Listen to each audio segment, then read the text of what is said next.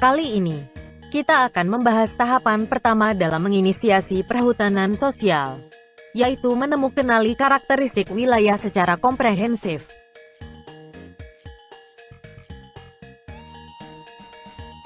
Kita akan mencontohkan, menemukan praktek kelola parak dan rimbo yang dilakukan masyarakat Minangkabau.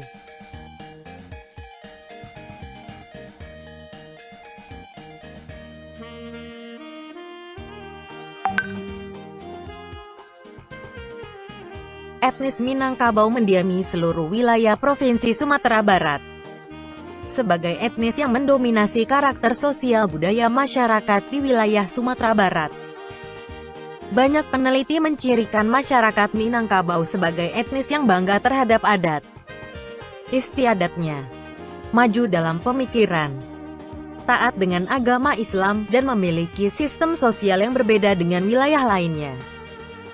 Mengingat karakteristik wilayahnya, masyarakat Minangkabau mengenal budidaya pada daerah perbukitan dan pedalaman.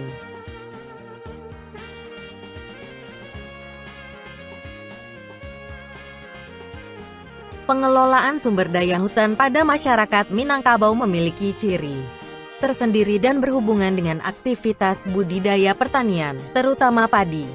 Masyarakat Minangkabau mengenal entitas ruang budidaya pertanian dan kehutanan sebagai bagian dari konsep wilayah nagari.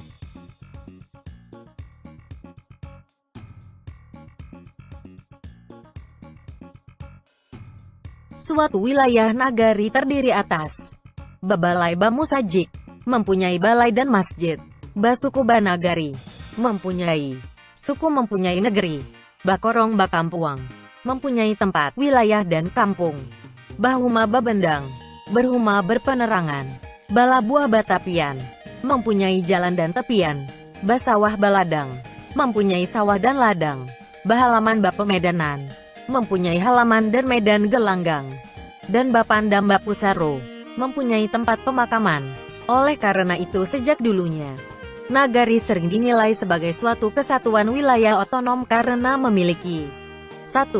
Sistem sosial budaya yang konsisten, 2. Kekuasaan politik dan organisasi peradilan, dan 3. Basis ekonomi yang independen.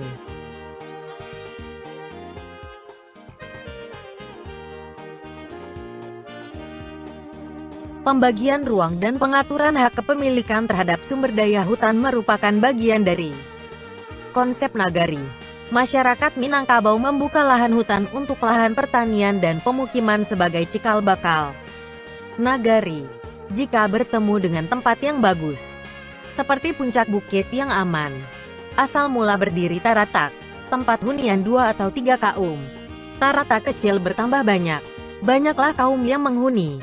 Taratak berubah menjadi dusun. Tempat berdirinya 5 rumah. Sempurna rebahnya pohon yang berdiri. Ada rumah 4 atau 5. Taratak memiliki tetua. Rumah memiliki mama.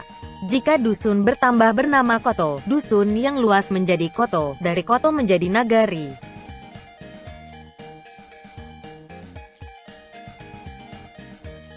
Lahan nagari kemudian dikenal dalam 3 kategori yang diyakini telah berlaku sebelum zaman kolonial. Pertama adalah lahan yang belum diolah dan biasanya berupa hutan atau sering disebut dengan rimbo. Lahan rimbo dapat berbentuk lahan suku atau cadangan nagari. Hak pemanfaatan terhadap lahan ini diperoleh sesuai izin dari kepala suku, penghulu. Sedangkan hak pewarisannya diatur menurut garis keturunan ibu matrilineal. Rimbo ini kemudian dapat dipertahankan dengan ketat, menjadi rimbo larangan, atau dicadangkan untuk wilayah pemukiman dan budidaya pertanian di masa yang akan datang, menjadi rimbo cadangan. Kedua adalah lahan yang hanya diolah sekali tetapi kemudian ditinggalkan. Lahan ini dikembalikan kepada nagari sebagai lahan komunal dan aturannya kemudian mengikuti kategori lahan pertama. Ketiga adalah lahan yang diolah dan biasanya meliputi sawah, parak, dan ladang. Ketentuan pemanfaatan dan pewarisan lahan ini juga sebenarnya mengikuti ketentuan pada kategori pertama dan kedua karena disebut sebagai harta pusaka tinggi. Namun, jika suatu keluarga membuka lahan baru, Lahan tersebut disebut dengan harta pusaka rendah dan pewarisannya dapat diatur menurut ketentuan keluarga, biasanya mengikuti aturan Islam.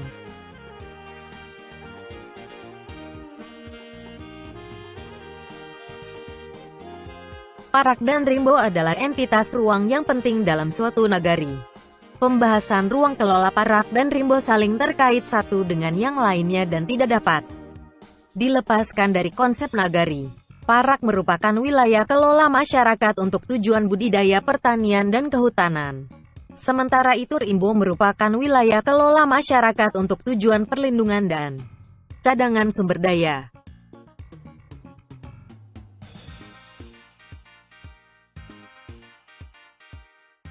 Parak dan Rimbo merupakan praktek lokal yang masih dianut oleh masyarakat Minangkabau.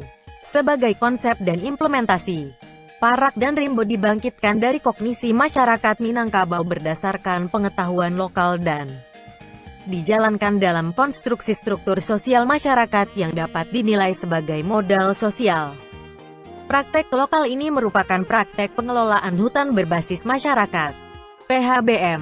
PHBM dapat dipahami sebagai 1. Pengelolaan hutan oleh masyarakat dalam bentuk pengelolaan sumber daya hutan pada berbagai jenis lahan dalam wilayah teritorial masyarakat, dan 2. Pengelolaan bersama dalam bentuk kolaborasi berbagai kelompok masyarakat dalam pengelolaan lahan hutan negara berdasarkan pendelegasian tanggung jawab oleh pemerintah.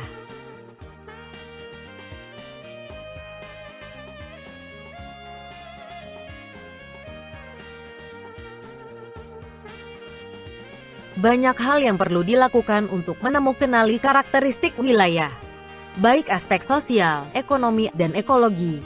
Semakin kita mampu menemukan karakteristik wilayah secara mendalam, maka kita akan dapat memahami bagaimana dan kenapa masyarakat mengelola sumber daya hutannya.